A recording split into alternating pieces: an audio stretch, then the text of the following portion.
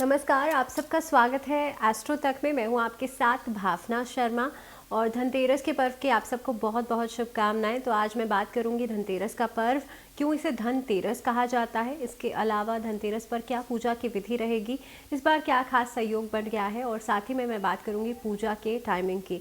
लेकिन उससे पहले आपको बता दूं कि एस्ट्रो तक से अब आप कई सारे माध्यम से तो जुड़ ही सकते हैं, लेकिन अब आप मुझसे डायरेक्टली बात भी कर सकते हैं।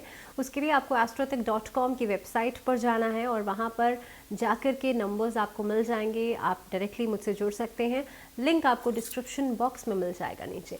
तो चलिए हम बात करेंगे आज धनतेरस का पर्व। धनतेरस यानी कि धन की तेरस। धन को आप जब मल्टीप्लाई करते हैं, धन की जब बढ़ोतरी होती है तो उसे धनतेरस कहा जाता है। और तेरस यानी कि 13वां दिन, उसे 13 टाइम्स मल्टीप्लाई कर लीजिए। इस बार खास सहयोग ये पड़ गया है कि धनतेरस का पर्व जो है वो पहली बात तो रहेगा 13 तारीख को, यानी कि 13 ही डेट पड़ गई। दूसरी चीज़, इस बार धनतेरस का पर्व जो है वो शुक्रवार के दिन पड़ गया है। शुक्रवार माँ लक्ष्मी की पूजा के लिए बेहद खास माना जाता है।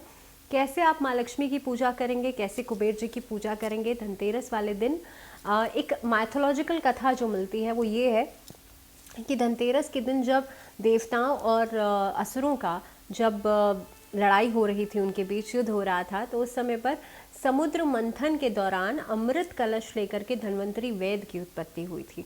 इसके अलावा माँ लक्ष्मी भी कलश के साथ उसी समुद्र मंथन में से निकली थी। 14 रत्न निकले थे। तो इसीलिए धनतेरस का दिन था वो, इसीलिए धनतेरस पर माँ लक्ष्मी की पूजा की जाती है, जो कि आपके जीवन में आपको प्रॉस्पेरिटी देती हैं, आपके जीवन में वेल्थ देती हैं। आपको कुबेर भगवान की पूजा की जाती है, जिनकी पूजा से आपके जीवन में आर्थिक स्थिरता बढ़ती है। धन्वंतरी वैद की पूजा की जाती है, जिन्हें देवताओं का वैद कहा जाता है, आयुर्वेद के ज्ञाता माने जाते हैं। और धन्वंतरी वैद की पूजा से आप देखेंगे आपके जीवन में आरोग्यता बढ़ती है, जो हेल्थ है वो मिलती है आपको। तो कुल मिलाकर देखा जाए तो धनतेरस का दिन जो है ओवरऑल आपकी लाइफ में स्टेबिलिटी लेकर के आता है, क्योंकि आरोग्यता नहीं होगी तो आप पैसे का क्या करेंगे। तो ज़रूरी है कि हर चीज़ को स्टेबल, आपकी लाइफ के हर पार्ट को स्टेबल कर देता है धनतेरस का दिन।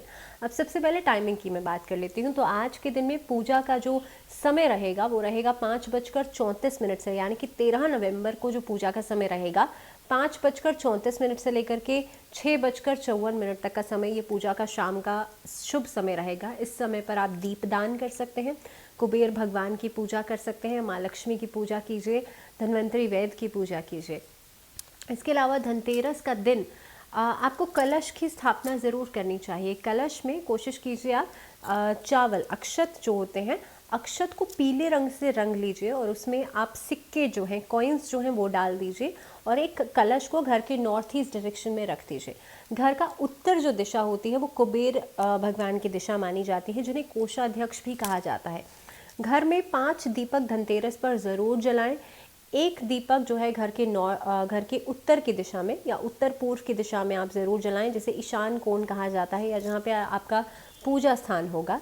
एक दीपक आपको अपनी किचन में ज़रूर जलाना चाहिए, जहाँ पर ख़ास तौर पे आप खाना बनाते हैं, सारा भोग बनाया जाता है, वहाँ एक दीपक ज़रूर जलाएं। एक दीपक जो है आपको घर के आंगन में, जहाँ तुलसी का पौधा आपने रखा है, वहाँ ज़रूर जलाना चाहिए। एक दीपक आपको घर के वॉशरूम में ज़रूर जलाना चाहिए। और एक दीपक इस दिन यम के लिए जलाया जाता है। चौमुखा दीपक जो है इस दिन घर के जो साउथ डायरेक्शन होती है या दक्षिण दिशा की तरफ मुँह करके जलाया जाता है। आप किसी चौराहे पर चाहें तो वहाँ भी जला सकते हैं।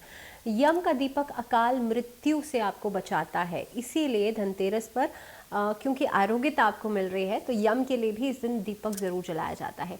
इसके अलावा धनतेरस का दिन जो है आपको एक मिट्टी के पात्र में धनिया जो होता है ना, धनिया, सूखा धनिया जैसे कहते हैं, उसको आपको बोना चाहिए।